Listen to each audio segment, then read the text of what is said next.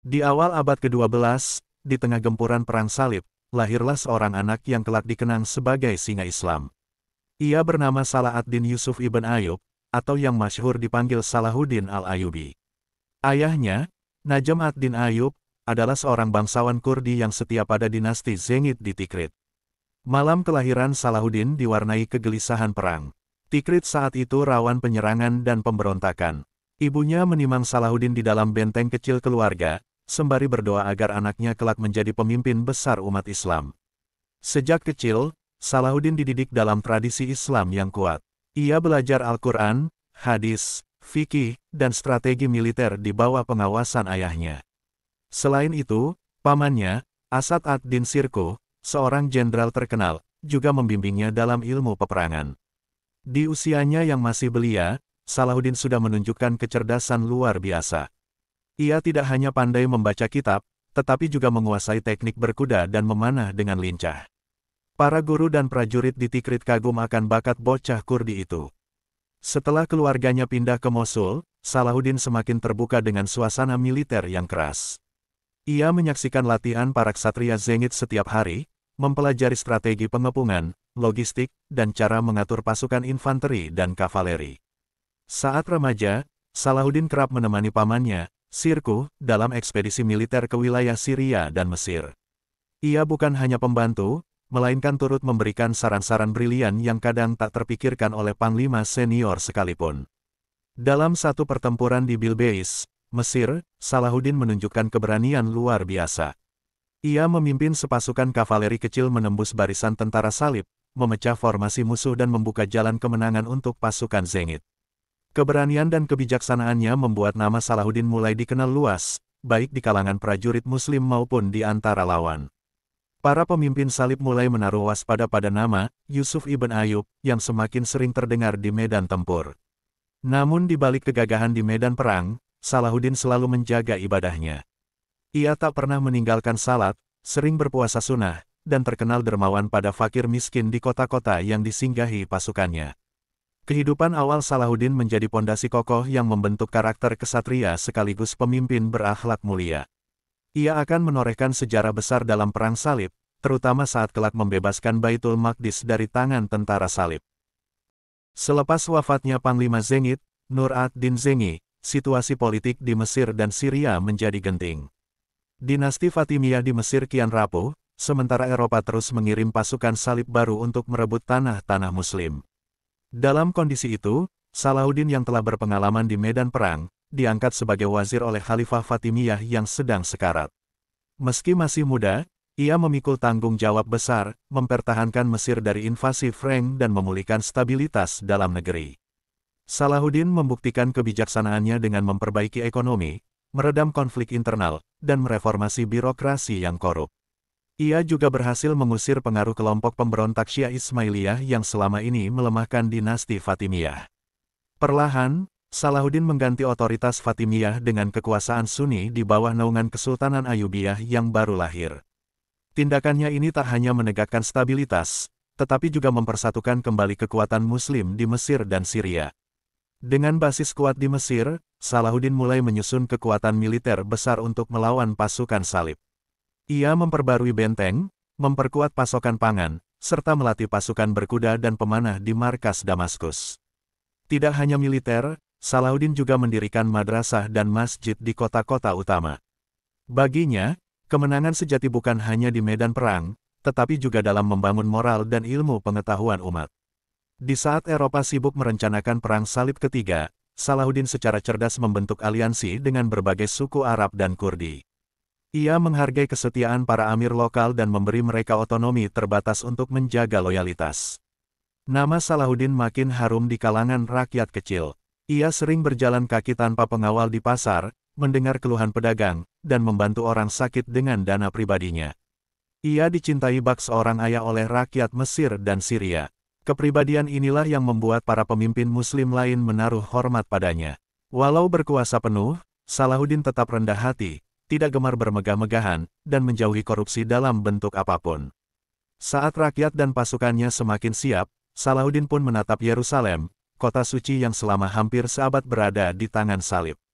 Di sanalah singa Islam ini akan menulis babak baru yang mengguncang Eropa. Tahun 1187 menjadi tonggak kemenangan besar Salahuddin Al-Ayyubi. Setelah bertahun-tahun memperkuat pasukan dan merangkul kabilah-kabilah Arab, ia memutuskan menyerang kerajaan Yerusalem yang dipimpin Raja Gaidelusignan. Tujuan utamanya jelas, membebaskan Baitul Maqdis dari cengkeraman salib.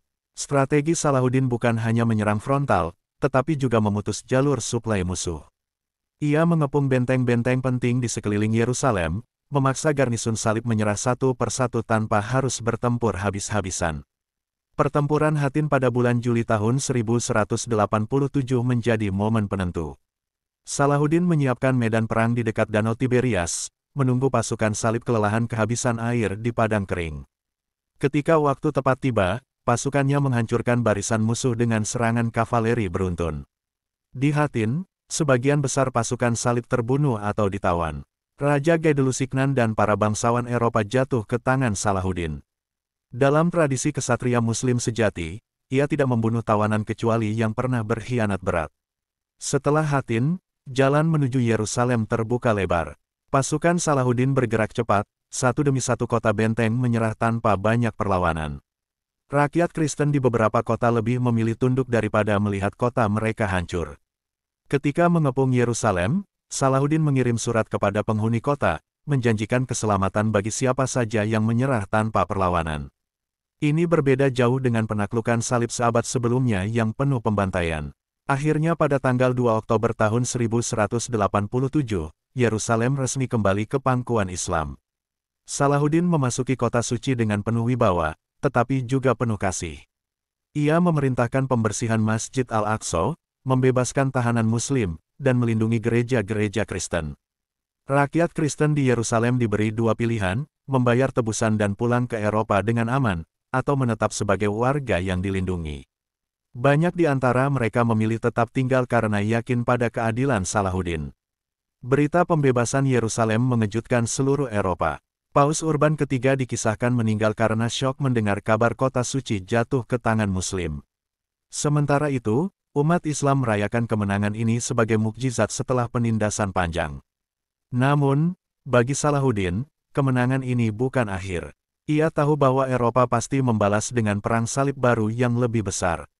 Maka, ia tetap memperkuat benteng-benteng di pesisir dan menyiapkan pasukan siaga di Damaskus dan Kairo.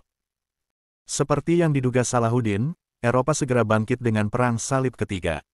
Raja-raja besar datang, Richard si hati singa dari Inggris, Philip II dari Prancis, dan Kaisar Frederick Barbarossa dari Jerman. Mereka bersumpah merebut kembali Yerusalem. Pertempuran antara Salahuddin dan Richard Lionheart menjadi legenda. Kedua kesatria ini saling mengagumi di medan perang. Richard mengakui kehebatan Salahuddin dalam strategi dan keberanian, sementara Salahuddin kagum pada kegigihan Raja Inggris itu. Salahuddin menyiapkan pertahanan di kota pelabuhan Acre, dan benteng-benteng di sepanjang pesisir Laut Tengah. Ia sadar pasukan salib akan datang lewat laut, jadi pertahanan pantai harus kokoh agar musuh tidak mudah mendarat. Pertempuran sengit terjadi di Akko. Pasukan Richard mengepung kota berbulan-bulan, memaksa garnisun Salahuddin bertahan mati-matian.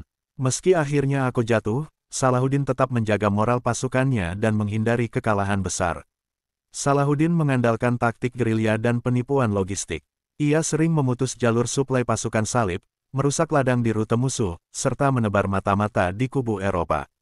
Ini membuat pasukan Richard sering kelaparan dan kehabisan perbekalan. Salahuddin juga terkenal karena kemurahan hatinya pada lawan. Ketika Richard jatuh sakit, ia mengirim tabib dan buah-buahan segar untuk memulihkan kesehatan sang Raja Inggris. Tindakan ini membuat nama Salahuddin harum di kalangan Eropa. Kedua kesatria besar ini sadar bahwa kemenangan total mustahil diraih tanpa pengorbanan yang mengerikan. Akhirnya, setelah beberapa pertempuran melelahkan, Salahuddin dan Richard berunding untuk gencatan senjata. Kesepakatan damai tahun 1192 menetapkan Yerusalem tetap di tangan Muslim, tetapi peziarah Kristen diizinkan masuk dan beribadah dengan aman. Richard pun pulang ke Inggris, membawa kabar bahwa Salahuddin adalah lawan terhormat, bukan penjahat. Setelah perang berakhir, Salahuddin kembali ke Damaskus. Tubuhnya mulai renta, tenaganya habis terkuras puluhan tahun memimpin pasukan, membangun negara, dan menjaga perdamaian. Namun semangatnya tetap membara untuk melihat Islam berjaya. Di hari-hari terakhir hidupnya, Salahuddin menghabiskan waktu menolong fakir miskin, membagi hartanya, dan memerintahkan agar ia dikubur dengan kain kafan sederhana. Ia wafat pada tanggal 4 Maret tahun 1193 di Damaskus, meninggalkan warisan besar yang abadi. Wafatnya Salahuddin al-Ayyubi membuat seluruh dunia Islam berduka. Para penulis biografi mencatat bahwa di rumahnya tak ditemukan emas dan harta benda melimpah, karena semua telah ia sedekahkan semasa hidup. Makamnya di Damaskus menjadi simbol kerendahan hati dan kebesaran jiwa. Ziarah ke pusara Salahuddin dilakukan bukan hanya oleh umat Islam, tetapi juga oleh banyak peziarah Kristen yang menghormati ketulusan dan keadilannya. Sepeninggalnya, dinasti Ayyubiyah yang ia dirikan tetap bertahan beberapa dekade, meski tanpa kepemimpinannya kerajaan itu perlahan terpecah menjadi beberapa wilayah otonom di Mesir, Syria, dan Yaman. Di Eropa, nama Salahuddin hidup dalam kisah-kisah kepahlawanan. Para penulis Latin menulisnya sebagai Saladin, seorang raja muslim yang terhormat, sopan, dan adil, berbeda dari gambaran penakluk kejam yang biasa disematkan pada musuh salib. Kisah pertemuan Salahuddin dan Richard Leonhard bahkan diangkat ke dalam puisi, sandiwara, dan legenda rakyat. Ia dijadikan simbol, musuh terhormat, yang justru menginspirasi Eropa tentang nilai ksatria sejati. Di dunia Islam, Salahuddin terus dikenang sebagai pemersatu. Ia membuktikan bahwa perbedaan ras, suku, dan mazhab dapat dijembatani demi satu tujuan, membebaskan Baitul Maqdis dan menjaga kehormatan umat. Banyak raja dan panglima setelahnya bercita-cita meniru kepemimpinan Salahuddin. Namun sedikit yang mampu memadukan ilmu, kekuatan militer, kerendahan hati, dan keteguhan iman seperti beliau. Hingga kini, patung, nama jalan, sekolah, hingga rumah sakit di berbagai negara Muslim memakai namanya. Salahuddin adalah simbol harapan bahwa keadilan dan keberanian bisa berjalan beriringan.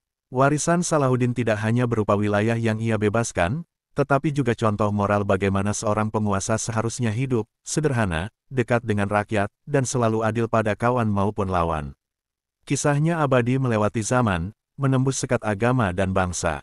Setiap generasi diajak belajar dari Salahuddin, membangun perdamaian tanpa takut berperang, dan menaklukkan musuh tanpa pernah menodai kehormatan.